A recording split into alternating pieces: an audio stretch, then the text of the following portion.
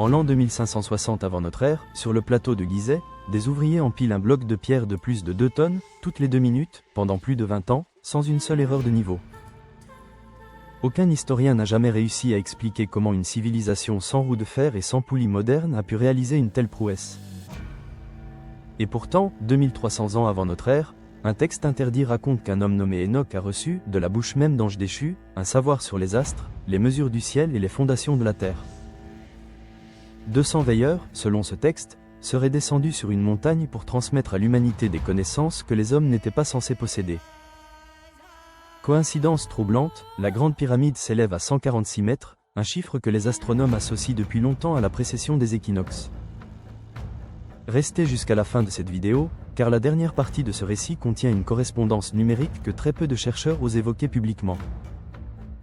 Le livre d'Enoch ne fait pas partie de la Bible que nous connaissons aujourd'hui, et pourtant, il fut lu, copié et vénéré pendant des siècles avant d'être écarté des canons officiels. Découvert en fragments parmi les manuscrits de la Mer Morte, ce texte raconte une histoire que la tradition juive et chrétienne a préféré, avec le temps, faire oublier. Selon ce récit, un groupe d'anges, appelés les veilleurs, quitte leur position céleste pour descendre sur le mont Hermon. Leur chef, nommé Shemi-Yaza, réunit ses compagnons et leur fait jurer un pacte, car ce qu'ils s'apprêtent à faire est, selon le texte, un crime contre l'ordre du monde. Ces anges déchus s'unissent alors aux femmes des hommes, et de cette union naissent des géants, que le texte appelle les Néphilims. Mais l'union charnelle n'est qu'une partie du récit, car les veilleurs transmettent aussi un savoir interdit, un savoir que les hommes ne devaient jamais recevoir.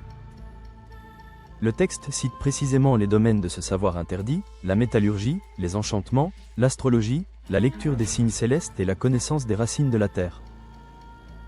Azazel, l'un des veilleurs, enseigne aux hommes à forger le métal, à fabriquer des armes et des bijoux, un savoir qui, selon le texte, corrompt profondément l'humanité. D'autres veilleurs enseignent la lecture des nuages, la position des étoiles et surtout, la mesure du temps et de l'espace, des connaissances que l'on retrouve étrangement dans l'architecture des grands monuments antiques. C'est ici que le récit rejoint un mystère que l'archéologie officielle contourne soigneusement depuis 2 siècles. Si cette vidéo éveille votre curiosité, c'est le moment idéal pour vous abonner à la chaîne et activer la petite cloche, car chaque nouvel abonné donne à cette chaîne la force de continuer à explorer les textes que l'histoire officielle préfère laisser dans l'ombre. Un commentaire de votre part, même une simple phrase, aide énormément la chaîne à être recommandée à d'autres passionnés des mystères anciens, alors n'hésitez pas à partager votre avis sur cette connexion entre Enoch et les pyramides. Vous trouverez également, dans la description de cette vidéo, des liens vers les sources utilisées pour ce récit, ainsi que vers d'autres épisodes de la chaîne qui approfondissent le mystère des veilleurs. La grande pyramide de Khéops est alignée sur le nord géographique avec une précision de quelques centièmes de degré, une prouesse que nos instruments modernes peinent eux-mêmes à égaler sans satellite. Le rapport entre le périmètre de sa base et sa hauteur reproduit le nombre pi avec une précision troublante, comme si les bâtisseurs connaissaient une constante mathématique censée n'être découverte que des millénaires plus tard. 2 300 000 blocs de pierre, dont certains pèsent plus de 70 tonnes, ont été acheminés, taillés et empilés avec une tolérance de quelques millimètres à peine. Aucun texte égyptien connu ne décrit clairement la méthode employée, ce qui pousse certains chercheurs à parler d'un savoir perdu, transmis puis oublié.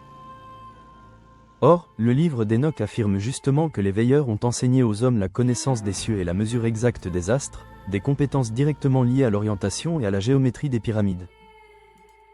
Cette correspondance interpelle plusieurs auteurs indépendants, qui suggèrent que la mémoire des veilleurs ait pu survivre sous une forme transformée dans les récits égyptiens des dieux venus du ciel. Les prêtres égyptiens eux-mêmes racontaient l'existence des Nétérous, des êtres célestes ayant transmis aux hommes les fondements de la civilisation, une similitude frappante avec les veilleurs du texte énochien. Les anciens papyrus égyptiens évoquent d'ailleurs une période mythique appelée le temps de Rê, durant laquelle des êtres divins auraient gouverné directement l'Égypte avant l'arrivée des premiers pharaons humains.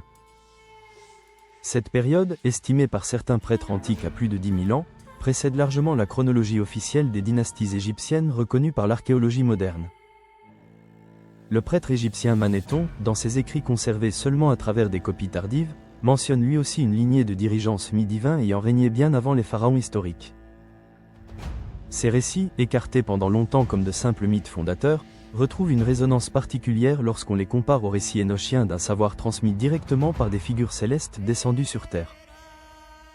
Ce texte, longtemps considéré comme perdu par l'Occident, a en réalité survécu intégralement pendant des siècles au cœur de l'Éthiopie, où l'Église orthodoxe le considère encore aujourd'hui comme un livre sacré à part entière.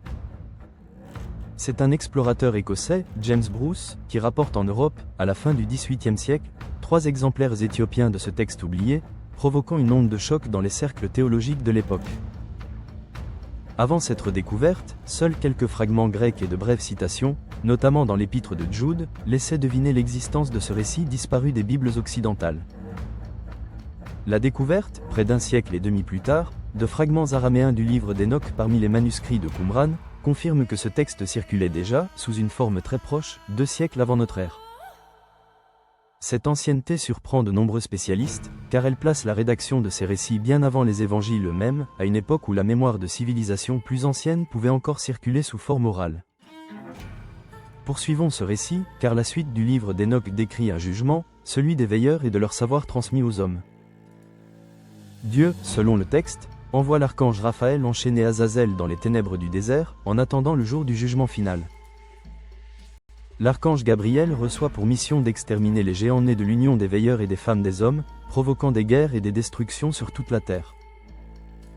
Cette destruction massive rappelle étrangement d'autres récits anciens, notamment mésopotamiens, qui évoquent une civilisation avancée détruite par un déluge purificateur. Le texte précise qu'Enoch, avant ces événements, est emmené à travers les cieux par les anges, où il reçoit une instruction complète sur l'astronomie, les calendriers et les mouvements du soleil et de la lune. Cette instruction céleste occupe une part importante du livre, connu sous le nom de livre des luminaires, un traité astronomique d'une précision surprenante pour son époque. Certains chercheurs y voient la trace d'un savoir scientifique bien plus ancien que celui attribué traditionnellement aux civilisations mésopotamiennes ou égyptiennes. Si un tel savoir existait réellement avant le déluge, alors sa transmission partielle aux bâtisseurs égyptiens, par des voies que l'histoire officielle n'a pas documentées, deviendrait beaucoup moins probable qu'il n'y paraît. De nombreux chercheurs indépendants, souvent écartés du monde universitaire, soutiennent que la datation classique de la Grande Pyramide, autour de 2500 ans avant notre ère, pourrait ne concerner qu'une phase de rénovation et non la construction initiale.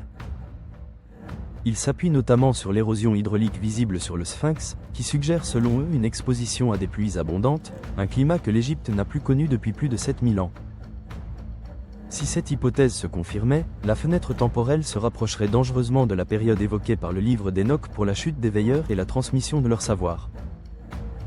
L'égyptologie officielle rejette fermement cette hypothèse, la jugeant incompatible avec les données archéologiques actuellement disponibles, un désaccord qui alimente depuis des décennies un débat passionné. Ce refus de considérer d'autres pistes pousse certains auteurs à parler d'un véritable tabou académique autour de l'origine réelle des pyramides.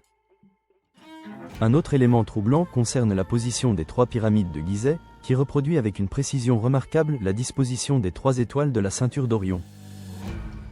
Cette corrélation céleste, popularisée dans les années 1990, continue de diviser profondément la communauté scientifique jusqu'à aujourd'hui. Or, dans plusieurs traditions anciennes, la constellation d'Orion est associée à une divinité ou une figure céleste liée à la Renaissance et à la connaissance transmise depuis le ciel, un thème qui rejoint étrangement la figure des veilleurs.